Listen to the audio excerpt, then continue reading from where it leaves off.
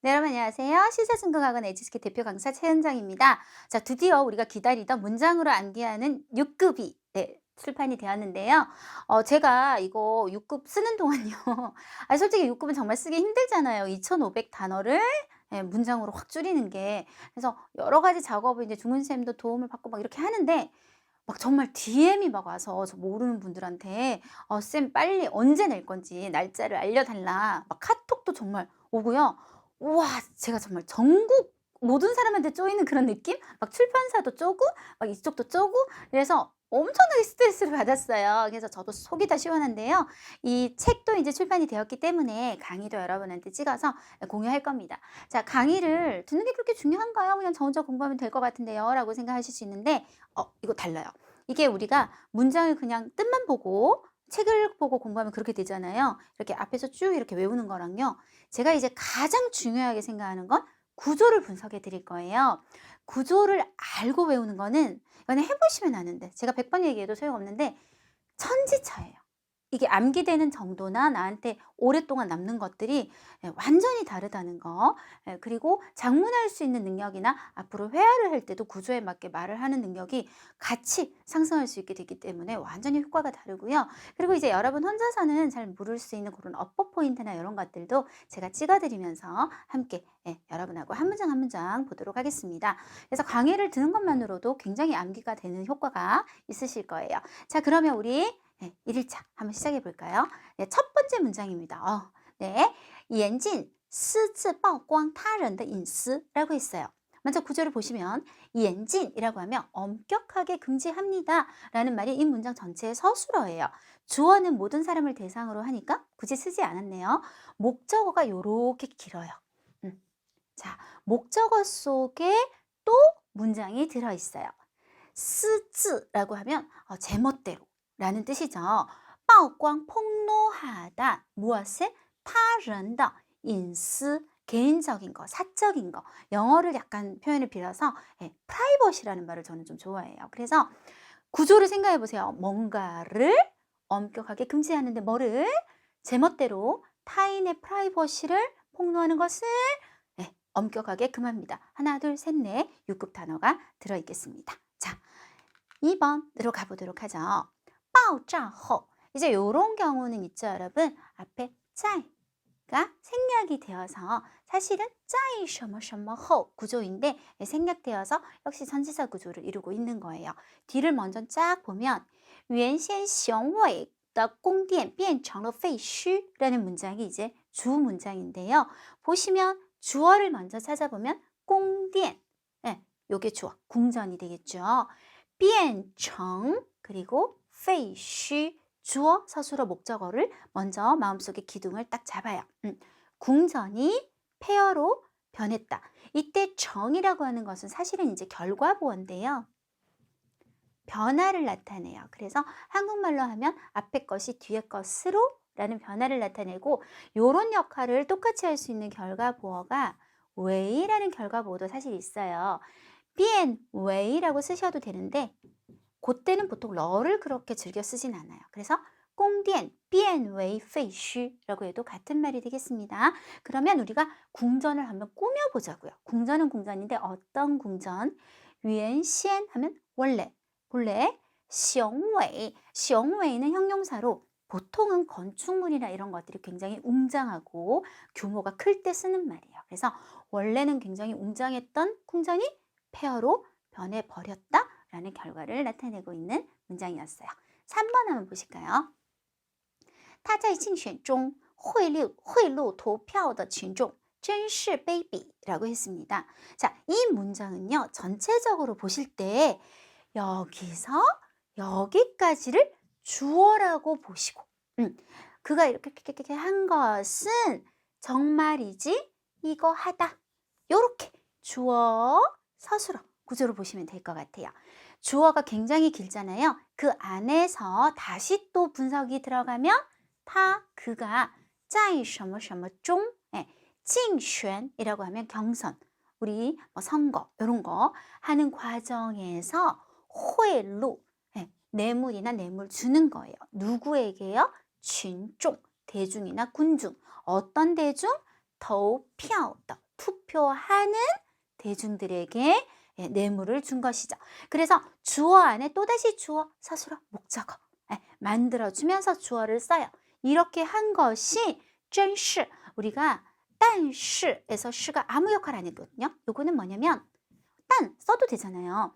한 글자 쓰고 싶으면 딴이고요. 난 두 글자 음절까지 쓰고 싶다. 그럼 但是 하듯이 정말이지라고 하는 요 정도부사도 그냥 뒤가 두 글자니까 네 글자 맞추고 싶었던 거예요. 真만 쓰셔도 되지만 真是까지 가셔도 돼요. 그래서 정말 비열하다, baby라고 하시면 될 것 같습니다. 자, 네 번째 문장 보실게요. 我们要在洪水爆发前修建一座坚固的堤坝 라고 했어요. 자, 주어 서술어 목적어가 딱 보이거든요. 我们 우리가 뭐 할 거냐면 修建할 거다. 뭐를? 堤坝 까지 일단 주어 서술어 목적어를 먼저 정리해 볼게요. 修建이라는 건축하다, 건설하다, 시공하다라는 이 동사는요. 어떤 건축물도 되고요. 그리고 다리 같은 거 가능하시고 요것도 좀 알아두셔야 되는데 길 종류 있잖아요. 예를 들어서 뭐 기찻길을 부설한다거나 아니면 고속도로 같은 거를 부설하고 닦을 때 시우지에 쓰실 수 있어요. 지금은 띠빠 제방을 그래서 SVO 먼저 잡았어요. 그런 다음에 우리 동사를 꾸며 볼게요. 要라는 조동사가 있고요. 在什么什么前뭐뭐 하기 전에 라고는 표현이 있어요. 洪水 홍수가 爆发 하면 폭발하다는 진짜 무슨 화산이 폭발하다 이럴 때 쓰셔도 되지만 뭔가가 갑자기 팍 터졌을 때도 爆发라는 말을 써요. 그래서 홍수가 터지기 전에 지으려고 하는 거죠. 야, 의지를 나타내면서 뭐를 지으려고 하냐? 이조, 주어라는 말은 우리가 굉장히 규모가 크고 고정돼서 옮길 수 없는 어떤 산이라든지 건물, 다리 이럴 때 많이 쓰죠. 지금 제방 같은 것도 한번 지으면 건축물 같은 것이 되니까요. 지행구 하면 단단하고 견고하다. 보통 구체적 사물을 묘사하는 6급 형용사입니다. 그래서 하나의 아주 튼튼하고 견고한 제방을 지으려고 합니다. 라고 이렇게 주어, 서술어, 목적어 중심 잡고 외워주시면 될 것 같아요. 자, 5번 가실게요.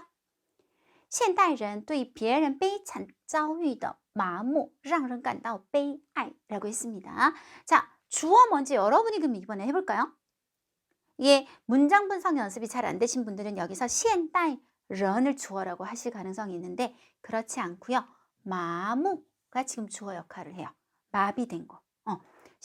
랑이라는 사동동사를 썼어요. 사동동사를 쓰면 호흡이 누구로 하여금 뭐뭐하게 하다. 두 번 가셔야 돼요. 사람으로 하여금 깐떠 뭐라고 느끼게 하다?悲哀 슬프다고 느끼게 만드는 거죠. 근데 마무를 꾸미는 말이 이렇게 긴 거예요. 한번 꾸며볼까요? 어떤 마비냐면 现代人 현대 사람들의 또 뭐에 대한 요거에 대한 别人 다른 사람이 悲惨遭遇라고 했어요. 悲惨 비참한 다른 사람의 굉장히 비참한 遭遇 처지 아주 부정적인 안 좋은 상황 처지 경우에 대한 마비 무감각 이런 걸 뜻하는 거예요. 무감각이 사람으로 하여금 어떻게 만든다? 정말 슬프다는 느낌을 느끼게 만든다. 요렇게 문장 구조를 잘 생각하면서 가주세요. 자, 4개의 6급 단어 해봤습니다. 6번 문장입니다. 자, 이번에도 여러분이 빠르게 주어 한번 볼까요? 我 아닌데. 네. 话 말이 冒犯他 요렇게 됩니다. 我那几句幼稚的话冒犯了他让他感觉受到了侮辱 라고 해서 话 말이 그녀를 冒犯 누구에게 되게 신뢰를 범하다 라는 동사로 뒤에 사람이 이렇게 오게 됩니다. 그리고 이 말이 계속 주어로 가는 거예요. 랑 누구를 뭐뭐하게 만들었다. 또 찾아볼까요? 타 명사 그녀로 하여금 感觉 느끼게 만들었어요. 뭐라고 느끼게 만들었냐면 受到了侮辱 모욕을 받았다라고 느끼게 만들었다. 자, 이번엔 말을 꾸미는 말까지 마무리. 나의, 나, 그, 几句 몇 마디, 幼稚 유치한 말이. 예. 자, 구조를 잘 한번 생각해 보면서 다시 한번 정리해 보면 내가 했던 그 몇 마디의 유치한 말이 V1 그녀에게 되게 신뢰를 범했고 사실 랑이 V2죠. 근데 이 랑의 호흡 때문에 문장이 더 길어지는 거예요. 그녀로 하여금 이러이런 느낌을 느끼게 만들었다. 그래서 주어 하나에 동사가 2개까지 걸렸어요. 네. 자, 7번째 문장. 因为涉及到机密 까지 일단 끊어볼게요. 因为 원인을 나타내는 건 다 아실 거고 涉及는 어디에 미치다, 관련되다라는 표현인데 얘는 꼭 따오라는 표현하고 같이 쓰셔야 어디까지 관련되다, 어디에 관련되다라는 표현이 되면서 이렇게 세트로 쓰실 거예요. 그래서 涉及到 어디에 관련이 되기 때문에 기밀, 기밀에 관련이 되기 때문에 그 다음 진짜 제대로 된 문장이 이제 뒤에 나오겠죠.